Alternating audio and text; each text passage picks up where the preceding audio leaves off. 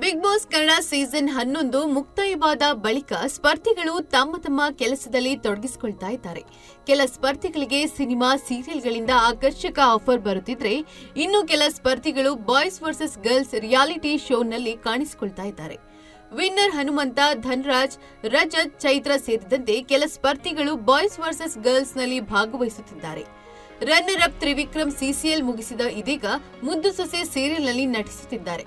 ಉಗ್ರ ಮಂಜು ಕೂಡ ಹೊಸ ಸಿನಿಮಾದಲ್ಲಿ ಬಣ್ಣ ಹಚ್ಚುತ್ತಿದ್ದಾರೆ.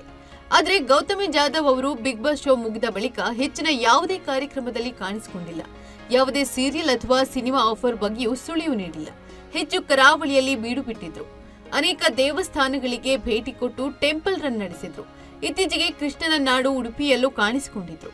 ಬಳಿಕ ಗೌತಮಿ ಜಾಧವ್ ದಿಢೀರಾಗಿ ಧನ್ರಾಜ್ ಆಚಾರ್ ಮನೆಗೆ ಭೇಟಿ ಕೊಟ್ಟರು, ಸರ್ಪ್ರೈಸ್ ನೀಡಿದ್ರು.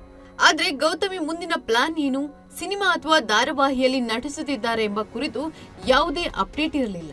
ಆದರೀಗ ಅವರ ಅಭಿಮಾನಿಗಳಿಗೆ ಗುಡ್ ನ್ಯೂಸ್ ಒಂದು ಸಿಕ್ಕಿದಂತಿದೆ. ಸದ್ಯದಲ್ಲೇ ಗೌತಮಿ ಜಾಧವ್ ಅವರು ತೆರೆ ಮೇಲೆ ಬರುವ ಹಿಂಟ್ ಕೊಟ್ಟಿದ್ದಾರೆ. ಇದೀಗ ಗೌತಮಿ ಅವರು ಮೊದಲ ಬಾರಿಗೆ ಬಿಗ್ ಬಾಸ್ ಮನೆಯಿಂದ ಆಚೆ ಬಂದ ಬಳಿಕ ಫೋಟೋ ಶೂಟ್ ಮಾಡಿಸಿಕೊಂಡಿದ್ದಾರೆ.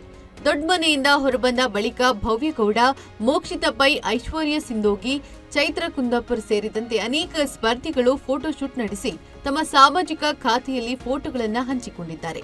ಆದರೆ ಗೌತಮಿ ಖಾತೆಯಲ್ಲಿ ಈ ರೀತಿಯ ಫೋಟೋಗಳು ಯಾವುದೂ ಬಂದಿರಲಿಲ್ಲ.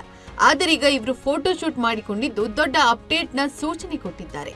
ಕೆಂಪು ಬಣ್ಣದ ಡ್ರೆಸ್ನಲ್ಲಿ ಗೌತಮಿ ಜಾಧವ್ ರಾಣಿಯಂತೆ ಕಂಗೊಳಿಸುತ್ತಿದ್ದಾರೆ.